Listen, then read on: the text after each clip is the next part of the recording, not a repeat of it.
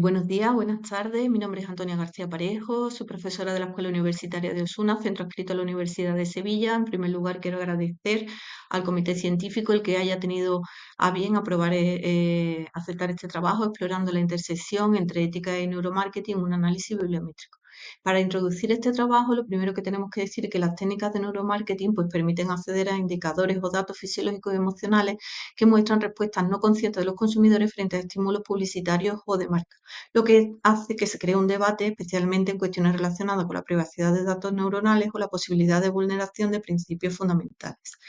También es importante tener en cuenta que el uso de datos cerebrales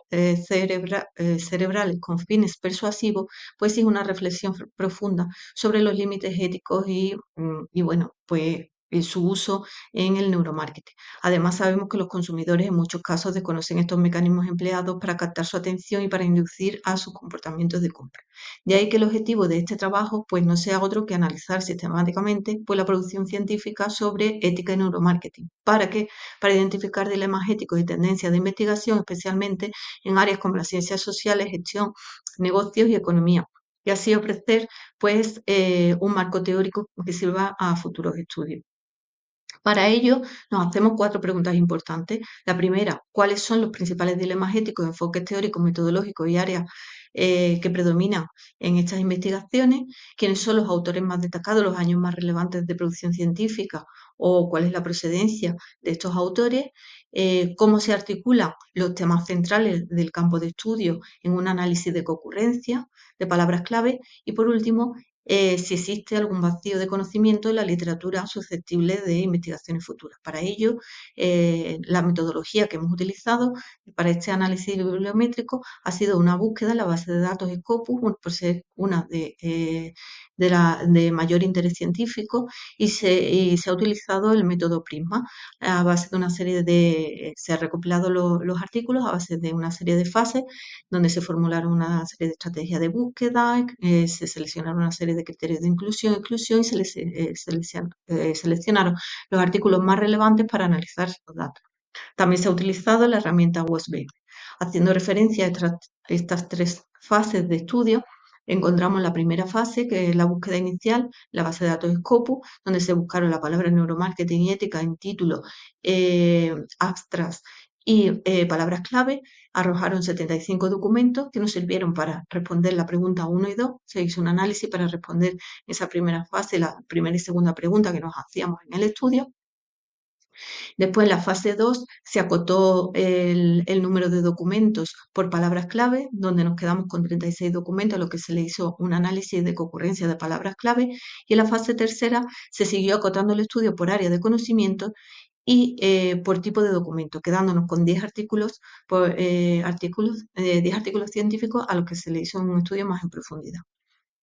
En cuanto al desarrollo y resultados del trabajo, pues para responder a esa primera y segunda pregunta, vemos que la producción científica por año, vemos que en los últimos años existe distintas oscilaciones en cuanto al nivel de producción científica, siendo los puntos de interés o de mayor producción científica el 2016, 2021 y 2024. La producción científica por área de conocimiento, pues vemos que el 24,80% se dio en las áreas de negocios y gestión, el 15,90% de la producción científica se dio en las áreas de economía y finanzas, el 10,30% en el área médica o de medicina, el 9,70% en las ciencias sociales, el 7,60% en las artes y humanidades y el 6,20% en la neurociencia. En cuanto a la producción científica por autores, pues existen autores muy relevantes con mucha producción científica. Sin embargo, nos vamos a centrar en dos autores que veremos más adelante, como son Goncalves o Luna Nerváez. En cuanto a la producción científica, según el país de origen, vemos que los países más destacados donde se publica en relación a estos dos conceptos son Estados Unidos, Reino Unido, Rumanía, India y en quinto lugar, como dato curioso, se encuentra España. Aquí habría terminado la fase de análisis de los 75 documentos iniciales y pasamos a un análisis de concurrencia de palabras clave, donde encontramos, una vez que utilizamos la herramienta WOSBeber, encontramos pues cuatro clústeres importantes o cuatro grupos de palabras claves importantes. El primero, la verde, que se relaciona con una parte más pequeña en amarillo. El segundo clúster importante es el rojo, el tercero el azul y el cuarto el morado. Aquí podemos ver con más detalle todas esas palabras claves. Como núcleo principal están estas 5 palabras clave, entre las que se encuentran neuromarketing, neurociencia, ética, humano y marketing, relacionadas con los términos que veremos a continuación. Aquí en el mapa de calor se ve con más detalle cuáles son esas palabras que aparecen con más intensidad en los estudios. Y vemos cómo se agrupan esos clústeres. El clúster número 1, que agrupa términos vinculados con la ética, la neurociencia del consumidor o el comportamiento y la toma de decisiones, que veíamos que era el clúster verde. El clúster rojo, que integra conceptos asociados al consumidor, el marketing y los marcos teóricos desde los cuales se analiza la aplicación de técnicas neurocientíficas. El clúster 3, donde se aglutinan palabras o fundamentos neurocientíficos del neuromarketing, concentrando neurociencia, resonancia magnética y actividad cerebral. Y el clúster 4, y de menor relevancia, en donde aparece la palabra privacidad y protección de datos.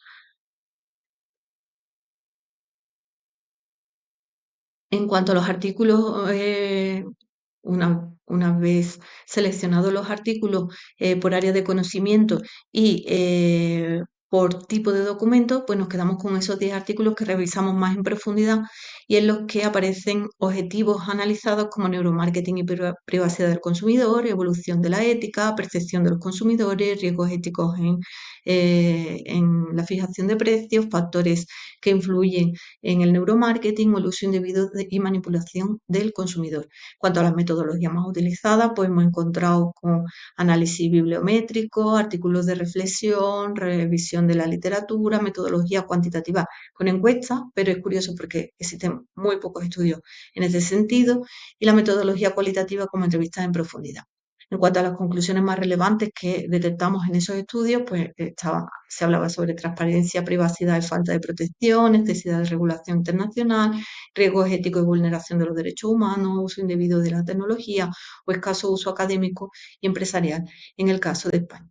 En cuanto a las conclusiones definitivas de nuestro estudio, y haciendo referencia a esas 4 preguntas que nos hacíamos en un principio, pues encontramos que los ámbitos de mayor relevancia científica pues son el ámbito de negocio, gestión y contabilidad. En cuanto a los dilemas, pues los dilemas que nos encontramos en cuanto a la protección de datos, el empleo de las técnicas de neuromarketing, cómo influyen en el consumidor. En relación a esa segunda pregunta, pues encontramos un incremento de la producción científica en 2016, 2021 y 2024 con autores destacados que ya hemos nombrado anteriormente, con países como Estados Unidos y Reino Unido de mayor producción científica. En cuanto a los manuscritos o documentos que constituyen términos o palabras claves, pues encontramos ese grupo de palabras claves relacionadas con todos esos dilemas éticos, como la neurociencia, el marketing, la toma de decisión, la privacidad, la regulación, etcétera.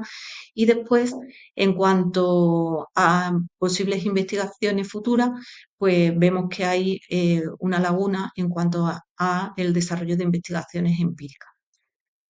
Por último, en cuanto a las implicaciones para la investigación, pues se aporta una revisión exhaustiva de la producción científica en los últimos años de la relación entre el neuromarketing y los dilemas éticos. Los estudios demuestran pues, la necesidad de seguir avanzando en cuanto a este marco teórico y a esa regulación y a esos dilemas éticos de los que ya hemos hablado. Y se sientan las bases para futuras investigaciones empíricas, que es donde existe el mayor vacío en cuanto a la literatura en la relación entre el concepto de ética y neuromarketing. Aquí existe una revisión, una referencia bibliográfica que hemos utilizado en nuestro estudio y muchísimas gracias por vuestra atención y aquí os dejo el correo electrónico para que lo tengáis por si queréis hacerme cualquier pregunta o reflexión o cualquier cosa. Muchísimas gracias por vuestra atención.